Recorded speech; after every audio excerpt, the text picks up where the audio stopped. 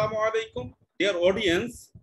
In our Meet the Expert session, we usually listen from an international expert on a very specific subject. Today, we are delighted to host Ms. Karen McClymont again in developing Bangladesh in its Meet the Expert session, because we know her experience, her expertise, her wisdom, her advices are very much essential and very much helpful for us, for the audience of developing Bangladesh. So today she will be speaking on entrepreneurship, programming your mind, reprogramming your mind. As you know that in Bangladesh, we know every students from middle class family or lower middle class family, we have only one single vision, that is completing our education and having a job. So therefore, it is becoming more tough, even toughest sometimes, to manage a job for everyone, because we have abundant of population, about 170 million population, but every year supply of job in the market by the public or private sector is limited. Therefore, each position have to be competed by 25, 30, 100, 200,000, even sometimes several thousand candidates. So it is becoming toughest job. On the other hand, we have an alternative option to develop our career, to contribute for the society, to contribute for the country, to create employment for others through becoming an entrepreneur. But till date, entrepreneurship development is not our first option. It is optional till date. Therefore, today we will be listening from her about entrepreneurship and reprogramming our mind to select entrepreneurship as the first option for career development. So before further I do, I would like to humbly request you, ma'am, could you please introduce yourself with me and my audience? Thank you so much for your kind welcome once again. It's lovely to be here for a second time with you. My background really comes from about 30 years in education leadership, particularly in startup projects, funnily enough.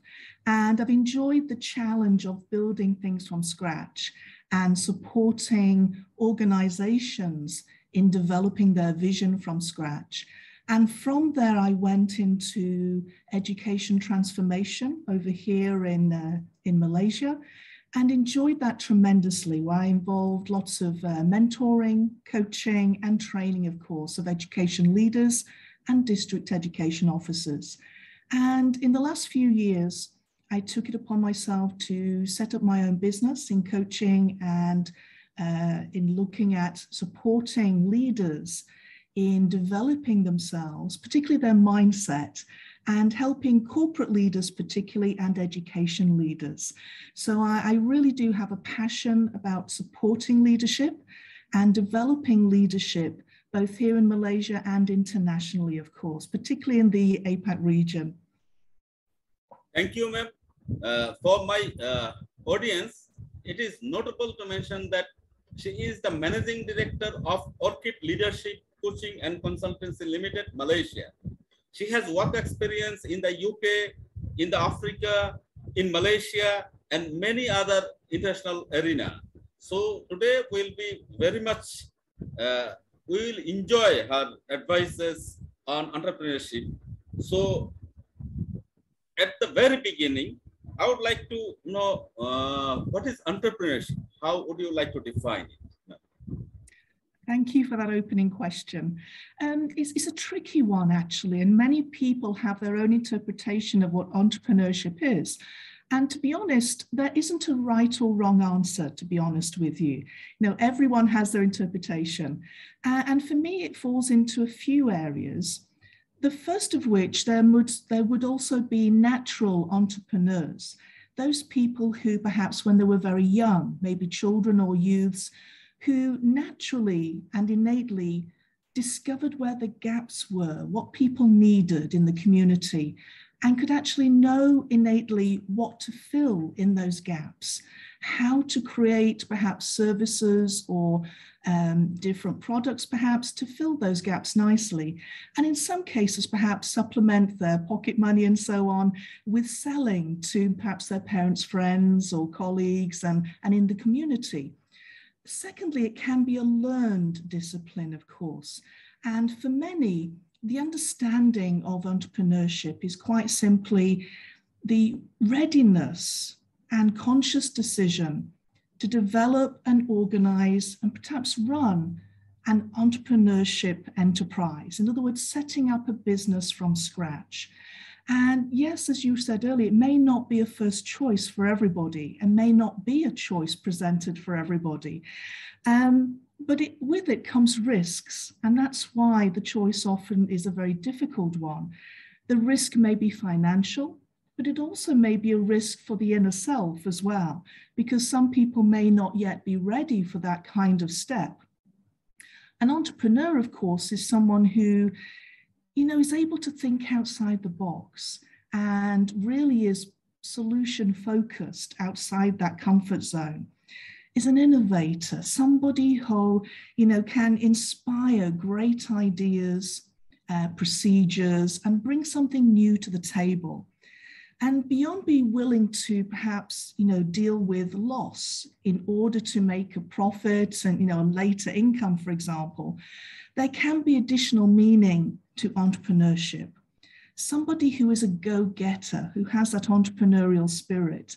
So it takes all these areas to fall into place, rather like a jigsaw puzzle, before the entrepreneurship journey can really begin. And that's why it's a very difficult step for some people to contemplate. And it's about recognizing those opportunities when they do arrive. If you're ready to take that step, and if the opportunity is there in order to take that step further. Thank you, ma'am. You have defined entrepreneurship from 3 or 4 different aspects. They are the opportunity seeker. They can identify the gap. They can come up with new ideas. They are innovators. They are organizers. There's so many quality of an entrepreneur.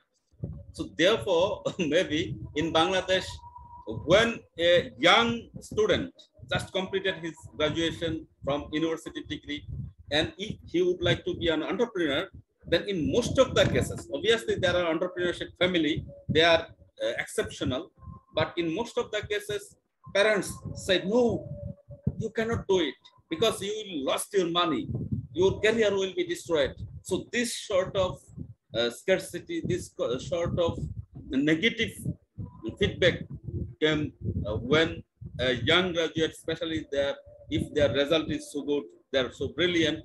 So in such case, this sort of negative response came from the society. So could you please explain, is there anything to be worried or to be excited for being an entrepreneur? I think it's very much a mixed bag emotionally, when you're thinking about entrepreneurship. And you're quite right, many parents have sometimes the correct judgment in saying, just be wary.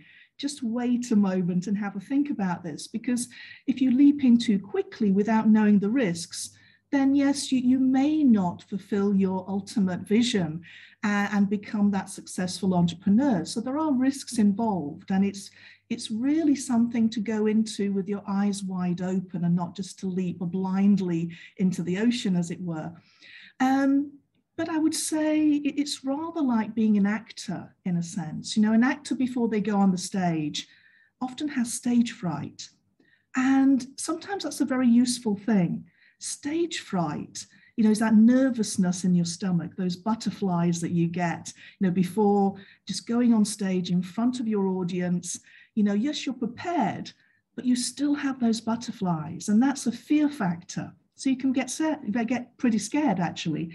And that's okay. It can be self-motivating. It can give you energy while you're on stage.